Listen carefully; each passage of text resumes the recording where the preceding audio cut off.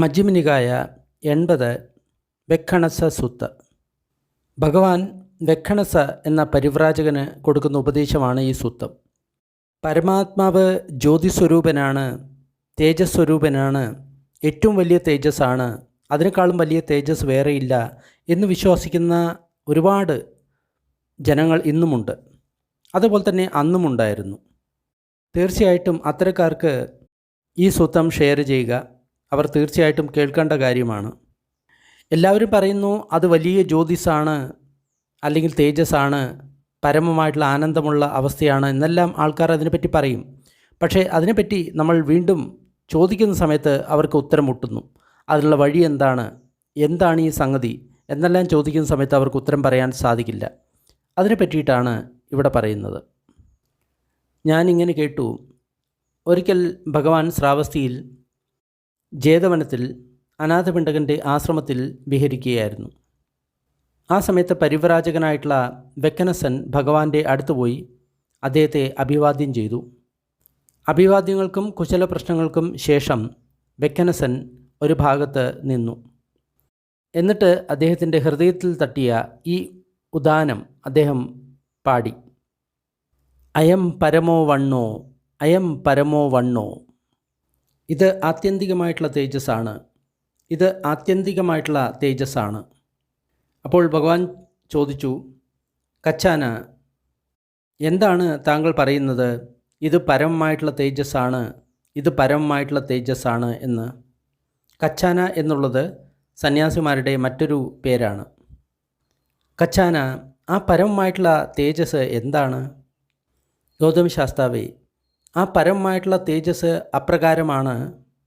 ആ പരമമായിട്ടുള്ള തേജസ്സിനോട് താരതമ്യം ചെയ്യുന്ന സമയത്ത് അതിലും വലിയ തേജസ് മറ്റൊന്നില്ല, അതിലും ശ്രേഷ്ഠമായിട്ടുള്ള മറ്റൊരു തേജസ് ഇല്ല. കച്ചാന, എന്താണ് ആ പരമമായിട്ടുള്ള തേജസ്സിനേക്കാളും ശ്രേഷ്ഠമായിട്ടുള്ള തേജസ്? ഗൗതമ ശാസ്ത്ര, പരമമായിട്ടുള്ള തേജസ് അത്തരം തേജസ്സാണ്. ആ തേജസ്സിനോട് തുലനം ചെയ്യുന്ന സമയത്ത് ആ തേജസ്സിനേക്കാൾ ശ്രേഷ്ഠമായിട്ടുള്ള മറ്റൊരു തേജസ്സില്ല. കച്ചാന, താങ്കൾക്ക് ഈ സംഭാഷണത്തെ ഈ രീതിയിൽ ഒരുപാട് ദീർഘിപ്പിച്ചു കൊണ്ടുപോകാൻ സാധിക്കും. താങ്കൾ പറയുന്നു അത് ഏറ്റവും ശ്രേഷ്ഠമായിട്ടുള്ള തേജസ്സാണ്. ആ തേജസ്സുമായിട്ട് തുലനം ചെയ്യുന്ന സമയത്ത് അതിനേക്കാളും ശ്രേഷ്ഠമായിട്ടുള്ള മറ്റൊരു തേജസ് ഇല്ല എന്ന് താങ്കൾ പറയുന്നു. എന്നാൽ ആ തേജസ്സിനെ പറ്റി താങ്കൾ വ്യാഖ്യാനിക്കുന്നില്ല. ഉദാഹരണമായിട്ട് ഒരു പുരുഷൻ ഇങ്ങനെ പറയുകയാണ്: ഈ ജില്ലയിലെ ഏറ്റവും സുന്ദരിയായിട്ടുള്ള യുവതി ഏതുണ്ടോ അവളെ ഞാൻ ആഗ്രഹിക്കുന്നു, അവളെ എനിക്ക് വേണം. അപ്പോൾ മറ്റുള്ളവർ ആ വ്യക്തിയോട് ഇങ്ങനെ പറയുന്നു: സുഹൃത്തെ, ഈ ജില്ലയിലെ ഏറ്റവും സുന്ദരിയായിട്ടുള്ള യുവതി, അവരെയാണ് താങ്കൾ ആഗ്രഹിക്കുന്നത്. പക്ഷേ അവർ ക്ഷത്രിയകുലത്തിലെയാണോ, ബ്രാഹ്മണനാണോ, വൈശ്യനാണോ, ശൂദ്രനാണോ എന്ന് താങ്കൾക്ക് അറിയാമോ? ഇപ്രകാരം ചോദിക്കുന്ന സമയത്ത് ആ വ്യക്തി പറയും, അറിയില്ല. അപ്പോൾ അവർ അദ്ദേഹത്തോട് ഇങ്ങനെ പറയും: സുഹൃത്തെ, ഈ ജില്ലയിലെ ഏറ്റവും സുന്ദരിയായിട്ടുള്ള യുവതിയെ താങ്കൾ ആഗ്രഹിക്കുന്നു. താങ്കൾക്ക് ആ യുവതിയുടെ പേരോ കുലമോ അറിയാമോ? അവൾ നല്ല ഉയരമുള്ളവളാണോ, ഉയരം കുറഞ്ഞവളാണോ, അല്ലെങ്കിൽ മധ്യമായിട്ടുള്ള ഉയരമുള്ളവളാണോ? അവളുടെ ചർമ്മത്തിൻ്റെ നിറം കറുപ്പാണോ, ബ്രൗണാണോ, ചുവന്നു കലർന്ന തവിട്ട് നിറമാണോ? അവൾ ഏത് ഗ്രാമത്തിലാണ്, ഏത് നഗരത്തിലാണ്, ഏത് ജില്ലയിലാണ്? ഇപ്രകാരം ചോദിക്കുന്ന സമയത്ത് ആ വ്യക്തി പറയുന്നു, എനിക്കറിയില്ല. അപ്പോൾ അവർ ആ വ്യക്തിയോട് പറയും: സുഹൃത്തെ, ജീവിതത്തിൽ ഒരിക്കലും കാണാത്ത, അറിയാത്ത വ്യക്തിയെയാണോ താങ്കൾ ആഗ്രഹിക്കുന്നത്? ഇപ്രകാരം ചോദിക്കുന്ന സമയത്ത് ആ വ്യക്തി പറയും, അതെ. കച്ചാന, താങ്കൾ എന്താണ് കരുതുന്നത്? ഇത് ഇപ്രകാരമായതുകൊണ്ട് ആ വ്യക്തിയുടെ പ്രസ്താവന തീർത്തും അർത്ഥശൂന്യമല്ലേ? ഗൗതമ ശാസ്ത്ര, തീർച്ചയായിട്ടും അർത്ഥശൂന്യമാണ്. അതേപോലെ തന്നെ കച്ചാന, താങ്കൾ പറയുന്നു പരമമായിട്ടുള്ള ആ തേജസ് അപ്രകാരമുള്ള തേജസ്സാണ്. ആ തേജസ്സുമായിട്ട് തുലനം ചെയ്യുന്ന സമയത്ത് അതിനേക്കാളും ശ്രേഷ്ഠമായിട്ടുള്ള മറ്റൊരു തേജസ് ഇല്ല. ഗൗതമ ശാസ്ത്ര, ഒരു വൈഢൂര്യം ഉണ്ട് എന്ന് കരുതുക. ആ വൈഢൂര്യം പ്രകൃതിയാ സുന്ദരമാണ്, 8 മുഖങ്ങളുള്ളതാണ്, നല്ലപോലെ പോളിഷ് ചെയ്തിട്ടുള്ളതാണ്. അതിനെ ഒരു പാത്രത്തിൽ വയ്ക്കുന്ന സമയത്ത് അത് പ്രകാശിക്കും, തിളങ്ങും, പ്രകാശം പ്രസരിപ്പിക്കും. മരണശേഷം രോഗത്തിൽ നിന്ന് മോചിതമായിട്ടുള്ള ആത്മാവിൻ്റെ പ്രകാശം അപ്രകാരത്തിലുള്ളതാണ്. ആത്മാവിൻ്റെ തേജസ് അപ്രകാരത്തിലുള്ളതാണ്. അതായത് നമ്മുടെ ഉള്ളിലുള്ള ആത്മാവ് തേജോരൂപമാണ് എന്നാണ് പറയുന്നത്, ജ്യോതിസ്വരൂപനാണ്. കച്ചാന, താങ്കൾ എന്താണ് കരുതുന്നത്? ഈ രണ്ട് കാര്യങ്ങളിൽ ഏതിനാണ് ഏറ്റവും നല്ല തേജസ് ഉള്ളത്?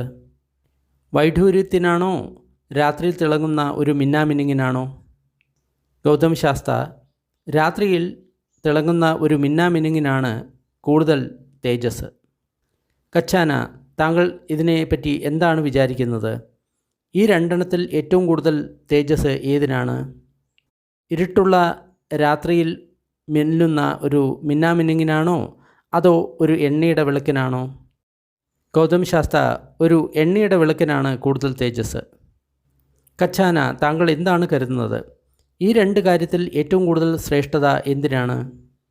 ഇരുട്ടിൽ കൊളുത്തി വച്ചിരിക്കുന്ന ഒരു എണ്ണ വിളക്കിനാണോ, അല്ലെങ്കിൽ രാത്രിയിൽ കുറേ തടികൾ കൂട്ടിയിട്ട് അതിനെ കത്തിച്ച പ്രകാശത്തിനാണോ? ഗൗതം ശാസ്ത്ര, രാത്രിയിൽ വിറകുകൾ കൂട്ടി കത്തിക്കുന്നതിനാണ് കൂടുതൽ പ്രകാശം, അതിനാണ് കൂടുതൽ തേജസ്. കച്ചാന, താങ്കൾ എന്താണ് കരുതുന്നത്? ഈ രണ്ട് കാര്യങ്ങളിൽ ഏതിനാണ് ഏറ്റവും കൂടുതൽ തേജസ്? രാത്രിയിൽ തടികൾ കത്തിക്കുന്നതാണോ, അല്ലെങ്കിൽ മേഘമില്ലാത്ത സമയത്ത് രാവിലെ ഉദിക്കുന്ന നക്ഷത്രത്തിനാണോ കൂടുതൽ തേജസ്? ഗൗതം ശാസ്ത്ര, സൂര്യോദയത്തിന് മുൻപ് മേഘങ്ങളില്ലാത്ത ആകാശത്ത് ഉദിക്കുന്ന രാവിലെയുള്ള നക്ഷത്രത്തിനാണ് കൂടുതൽ തേജസ്. കച്ചാന, താങ്കൾ എന്താണ് കരുതുന്നത്? ഈ രണ്ടിൽ ഏറ്റവും കൂടുതൽ തേജസ് എന്തിനാണ്? മേഘമില്ലാത്ത പ്രഭാത സമയത്ത് ഉദിക്കുന്ന പ്രഭാത നക്ഷത്രത്തിനാണോ, അതോ പൗർണമി രാത്രിയിൽ മേഘങ്ങളില്ലാത്ത ആകാശത്ത് ഉദിക്കുന്ന പൂർണ്ണചന്ദ്രനാണോ കൂടുതൽ പ്രകാശം? ബന്ദേ, പൗർണമി സമയത്ത് ഉദിക്കുന്ന മേഘങ്ങളില്ലാത്ത രാത്രിയിലെ പൂർണ്ണചന്ദ്രനാണ് കൂടുതൽ പ്രകാശം. കച്ചാന, താങ്കൾ എന്താണ് കരുതുന്നത്? ഈ രണ്ടെണ്ണത്തിൽ ഏറ്റവും കൂടുതൽ തേജസ് എന്തിനാണ്?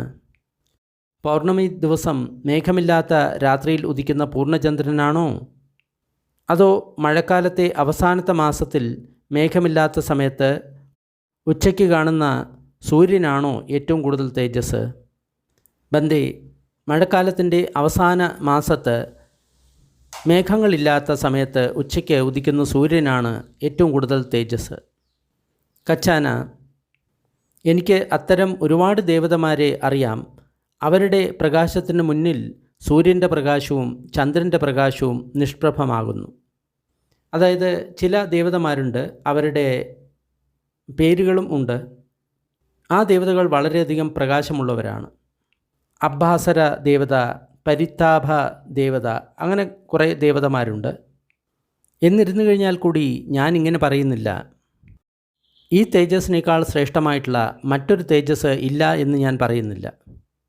എന്നാൽ മിന്നാമിനുങ്ങിനേക്കാൾ താഴ്ന്ന തേജസ്സുള്ള ഒരു കാര്യത്തെ താങ്കൾ പറയുകയാണ്, ഇതാണ് ഏറ്റവും ശ്രേഷ്ഠമായിട്ടുള്ള തേജസ്.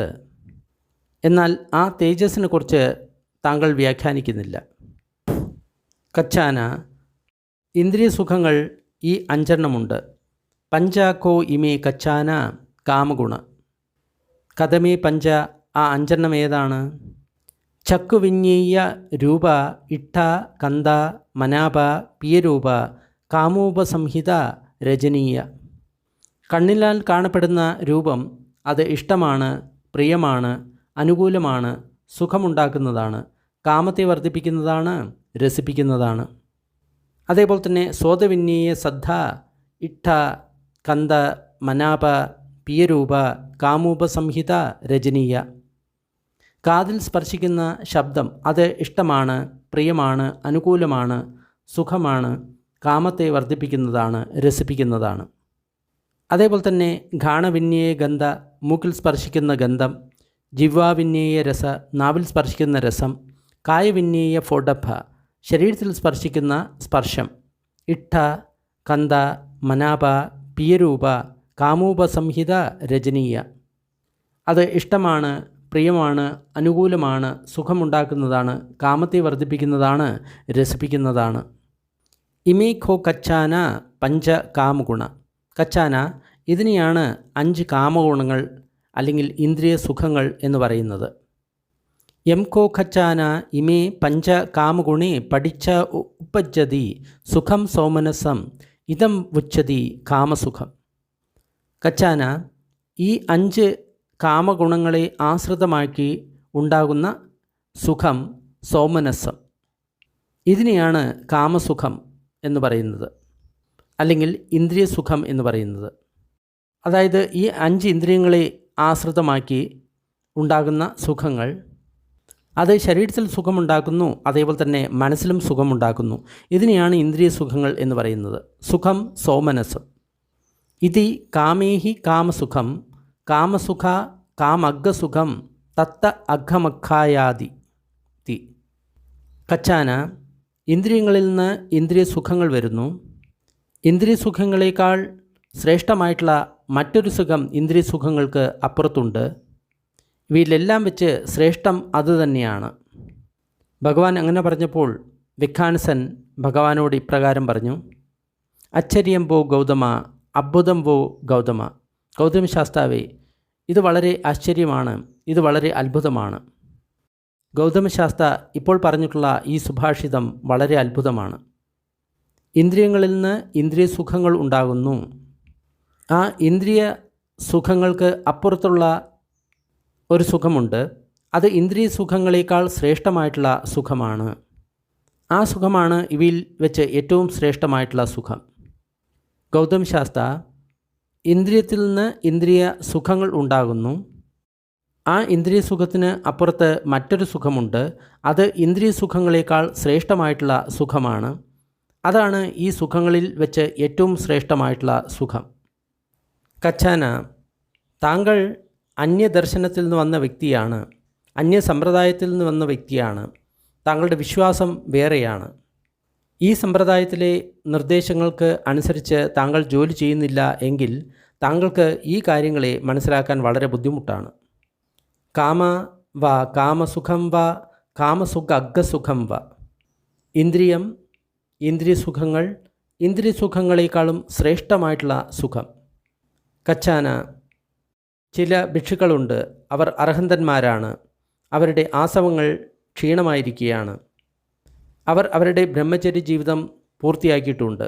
ഏതൊന്ന് ചെയ്യണമോ അത് അവർ ചെയ്തിട്ടുണ്ട്. അവരുടെ ലക്ഷ്യം നേടിയിട്ടുണ്ട്. പുനർജന്മത്തിൻ്റെ സംയോജനങ്ങൾ പരിപൂർണമായിട്ടും അവർ ഇല്ലാതാക്കിയിട്ടുണ്ട്. നിബ്ബാണത്താൽ ശരിയായിട്ടുള്ള രീതിയിൽ അവർ വിമുക്തരായിട്ടുണ്ട്. അവർക്കാണ് ഈ കാര്യത്തെ മനസ്സിലാക്കാൻ സാധിക്കുക.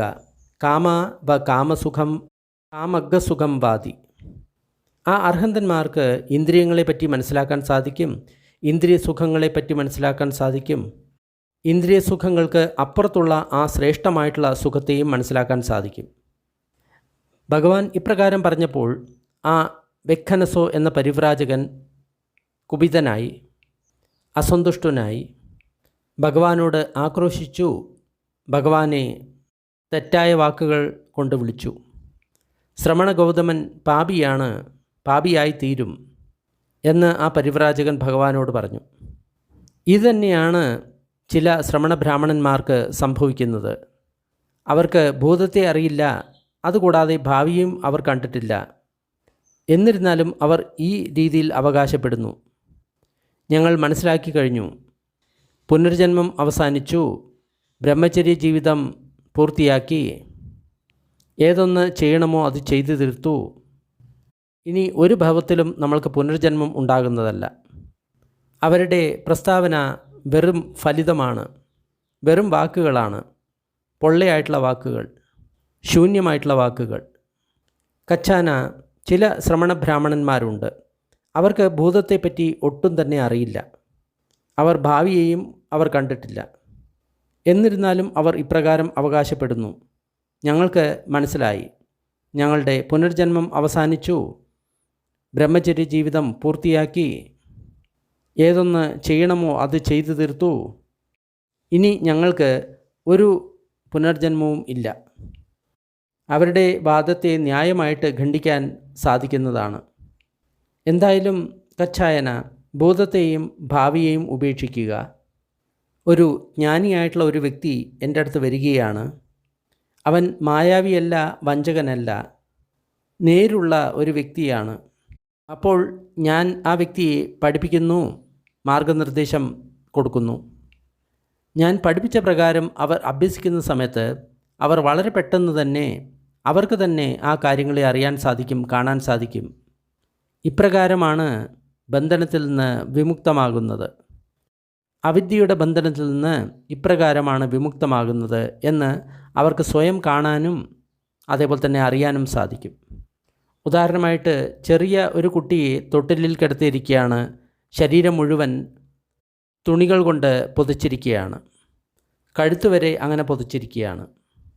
ആ കുട്ടി വലുതാകുന്ന സമയത്ത്, അവരുടെ ഇന്ദ്രിയങ്ങൾ പാകമാകുന്ന സമയത്ത് ആ ബന്ധനങ്ങളിൽ നിന്ന് അവർ സ്വമേധയാ മുക്തരാകുന്നു. അപ്പോൾ അവർക്ക് ഇങ്ങനെ അറിയാൻ സാധിക്കും, ഞാൻ മുക്തനായി, ഇനി എനിക്ക് ബന്ധനങ്ങൾ ഒന്നും തന്നെയില്ല.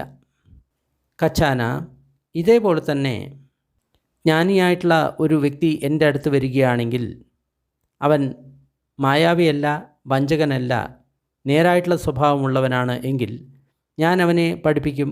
ഞാൻ അവന് വേണ്ട നിർദ്ദേശങ്ങൾ കൊടുക്കും. എൻ്റെ നിർദ്ദേശങ്ങൾക്കനുസരിച്ച് അവൻ ജോലി ചെയ്യുകയാണെങ്കിൽ വളരെ പെട്ടെന്ന് തന്നെ അവന് ഈ കാര്യങ്ങൾ കാണാനും അറിയാനും സാധിക്കും. ഇപ്രകാരമാണ് ശരിയായിട്ടുള്ള രീതിയിൽ ബന്ധനങ്ങളിൽ നിന്ന് വിമുക്തനാകുന്നത്. അവിദ്യ എന്ന ബന്ധനത്തിൽ നിന്ന് ഇങ്ങനെയാണ് വിമുക്തനാകുന്നത്. ഭഗവാൻ ഇപ്രകാരം പറഞ്ഞ സമയത്ത് വെഖനസ ഭഗവാനോട് ഇങ്ങനെ പറഞ്ഞു, അഭിക്കന്തംബോ ഗൗതമ, അഭിക്കന്തംബോ ഗൗതമ. വളരെ നന്നായി ഗൗതമശാസ്ത്ര, വളരെ നന്നായി. മറിഞ്ഞു കിടക്കുന്ന പാത്രത്തെ നിവർത്തി വെച്ചതുപോലെ, മറിഞ്ഞു കിടക്കുന്ന കാര്യത്തെ പ്രകടമാക്കിയതുപോലെ, വഴിതെറ്റിയവന് വഴി കാണിച്ചു കൊടുക്കുന്നത് പോലെ, ഇരുട്ടിൽ ഒരു ദീപം തെളിയിക്കുന്നത് പോലെ, കണ്ണുകളുടെ വ്യക്തിക്ക് അവിടെയുള്ള കാര്യങ്ങൾ വളരെ വ്യക്തമായിട്ട് കാണാൻ സാധിക്കും. അതുപോലെ തന്നെ അനേകം പര്യായങ്ങളാൽ ഭഗവാൻ ധർമ്മത്തെ പ്രകാശിപ്പിച്ചു.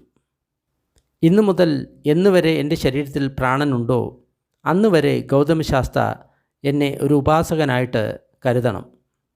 എൻ്റെ ജീവിതാവസാനം വരെ ഞാൻ അങ്ങയിൽ ശരണം പ്രാപിക്കുന്നു. വെഖനസ സൂത്തം നിഷ്ഠിതം. ഈശ്വരൻ ജ്യോതിസ്വരൂപനാണ്, പ്രകാശമയമാണ് എന്ന് പറയുന്ന വ്യക്തികൾക്ക് തീർച്ചയായിട്ടും ഈ സൂത്രം ഉപകാരപ്പെടും. അവർക്ക് ഈ സൂത്രം ഷെയർ ചെയ്ത് കൊടുക്കുക. കൂടുതൽ സൂത്രങ്ങൾ ഡിസ്ക്രിപ്ഷൻ ബോക്സിലുണ്ട്. വീഡിയോ ഇഷ്ടമായി കഴിഞ്ഞാൽ ലൈക്ക് ചെയ്യുക, ഷെയർ ചെയ്യുക. കുറച്ച് സമയത്തേക്ക് നമ്മൾക്ക് പുണ്യവിതരണത്തിൻ്റെ അഭ്യാസം ചെയ്യാം. ദുഃഖം അനുഭവിക്കുന്ന സർവ്വപ്രാണികളും ദുഃഖത്തിൽ നിന്ന് വിമുക്തരാകട്ടെ. ഭയം അനുഭവിക്കുന്ന സർവ്വപ്രാണികളും ഭയത്തിൽ നിന്ന് വിമുക്തരാകട്ടെ. ശോകം അനുഭവിക്കുന്ന സർവ്വപ്രാണികളും ശോകത്തിൽ നിന്ന് വിമുക്തരാകട്ടെ. എല്ലാ പ്രാണികൾക്കും മുക്തി ലഭിക്കട്ടെ. നമ്മൾ നേടിയ ഈ പുണ്യത്തിൽ സർവ്വജീവികളും പങ്കാളികളാകട്ടെ. അതുമൂലം സർവ്വപ്രാണികൾക്കും സുഖവും സന്തോഷവും ഉണ്ടാകട്ടെ. ഭൂമിയിലും ആകാശത്തിലും ഉള്ള സർവ്വപ്രാണികളും അധോലോകത്തെയും മനുഷ്യലോകത്തെയും ദേവലോകത്തെയും രൂപ അരൂപ ബ്രഹ്മലോകത്തിലെയും സർവ്വപ്രാണികളും നമ്മളുടെ ഈ പുണ്യത്തിൽ പങ്കാളികളാകട്ടെ. അതിശക്തരായിട്ടുള്ള ദേവന്മാരും ബ്രഹ്മന്മാരും ബുദ്ധശാസനത്തെ സംരക്ഷിക്കട്ടെ. സാധു സാധു സാധു.